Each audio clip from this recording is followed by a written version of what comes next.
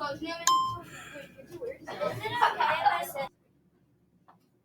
right, here we go. Reading chapter 5, A Long Walk to Water. Southern Sudan, 2008.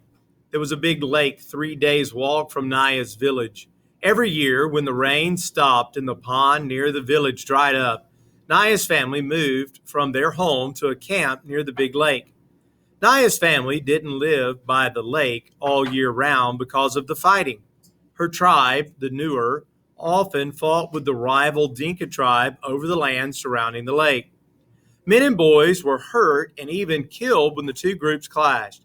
So Naya and the rest of her village lived at the lake only during the 5 months of the dry season, when both tribes were so busy struggling for survival that the fighting occurred far less often. Like the pond back home, the lake was dried up.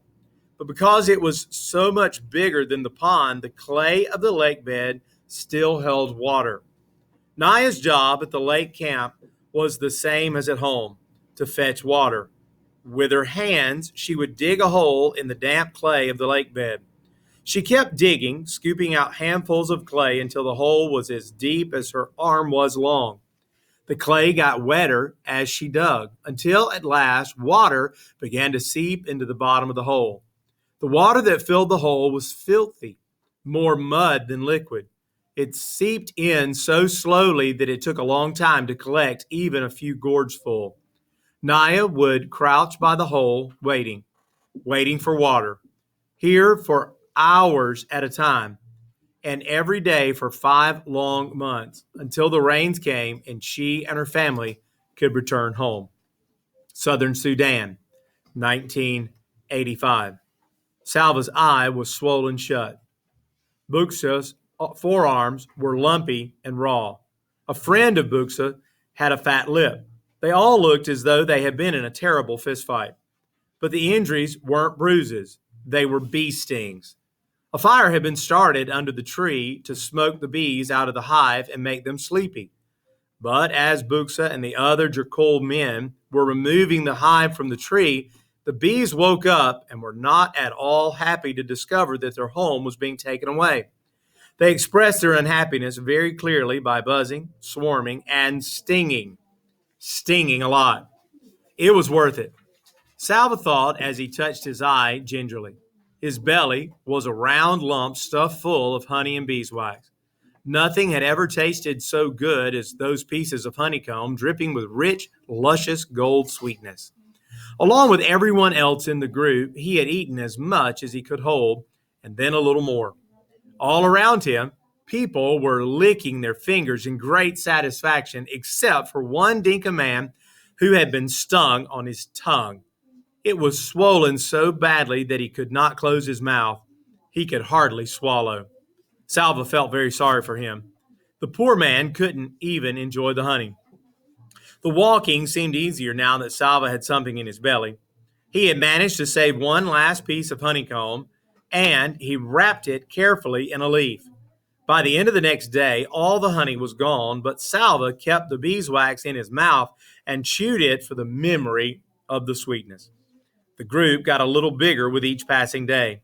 More people joined them, people who had been walking alone or in little clusters of 2 or 3. Salva made it a habit to survey the whole group every morning and evening, searching for his family. But they were never among the newcomers. One evening, a few weeks after Salva had joined the group, he made his usual walk around the fireside, scanning every face in the hope of seeing a familiar one. Then, ouch! Salva almost lost his footing as the ground underneath him seemed to move.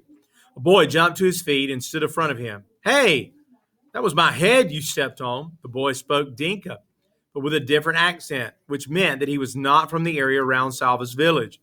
Salva took a step backwards. "Sorry, are you hurt?" The boy opened and closed his hand a few times and then shrugged. "It's all right, but you really should watch where you're going." "Sorry," Salva repeated. After a moment's silence, he turned away and began searching the crowd again. The boy was still looking at him. "Your family?" he asked. Salva shook his head. "Me too," the boy said. He sighed, and Salva heard that sigh all the way in his heart. Their eyes met. I'm Salva. I'm Mariel. It was good to make a friend. Mariel was the same age as Salva. They were almost the same height. When they walked side by side, their strides were exactly the same length, and the next morning they began walking together. Do you know where you're going? Salva asked. Mariel tilted his head up and put his hand on his brow to shade his eyes from the rising sun. East, he said wisely. We're walking into the morning sun. Salva rolled his eyes. I know we're going east, he said. Anyone can tell you that, but where in the east? Mariel thought for a moment. Ethiopia, he said. East of Sudan is Ethiopia. Salva stopped walking. Ethiopia? That is another country. We can't walk all the way there. We're walking east, Mariel said firmly. Ethiopia's east.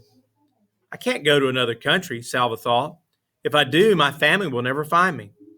Mariel put his arm around Salva's shoulders. He seemed to know what Salva was thinking, for he said, It doesn't matter. Don't you know that if we keep walking east, we'll go all the way around the world and come right back here to Sudan? That's when we'll find our families. Salva had to laugh. They were both laughing as they started walking again, arm in arm, their strides matching perfectly. More than a month had passed since Salva had run from his school into the bush. The group was now walking in the land of the Atuit people. In the Dinka language, the Atuit were called the people of the lion.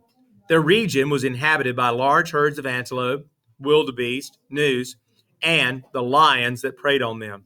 The Dinka told stories about the Atuit. When an Atuit person died, he came back to earth as a lion, with a great hunger for the human flesh he once had. The lions in the Atuit region were said to be the fiercest in the world. Nights became uneasy. Salva woke often to the sound of roars in the distance, and sometimes to the death squeal of an animal under a lion's claws. One morning he woke blurry-eyed after a poor sleep. He rubbed his eyes and rose and stumbled after Muriel as they began walking yet again. Salva! It was not Muriel who had spoken. The voice had come from behind him. Salva turned. His mouth fell open in amazement, but he could not speak. Salva!